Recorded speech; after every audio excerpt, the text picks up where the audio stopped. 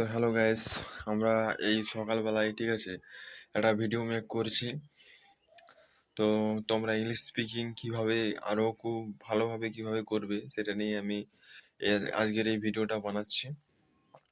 ঠিক আছে। যদিও ইংলিশ স্পিকিংটা করাটা খুব একটা কঠিন নয়। তোমরা যদি প্র্যাকটিস করো ঠিক আছে, তোমরা এটা শিখতে পারবে। এটা অতটাও কঠিন বিষয় নয়। দৈনন্দিন প্র্যাকটিসের মাধ্যমে তোমরা এটা করে নিতে পারবে খুব ভালোভাবে। তাই প্র্যাকটিস করো দৈনন্দিন, আর এটাকে শেখার চেষ্টা করো, অবশ্যই তোমরা শিখতে পারবে। কি বলো তো, প্র্যাকটিস করতে হবে প্রত্যেকদিন, নতুন নতুন সেন্টেন্স তোমাকে মেক করতে হবে এবং সমস্ত কিছু ইংলিশে ভাবতে হবে, মানে বাংলায় ট্রান্সলেট করে ভাবলে হবে না। মানে ধরো কেউ একটা ইংলিশে কথা বললো, সেটা তুমি বাংলায় ট্রান্সলেট করে ভাবছো যে এটার মানে কি হবে, ওইটা করলে কিন্তু হবে না। তোমাকে সেটার মানে নিজেকেই খুঁজতে হবে।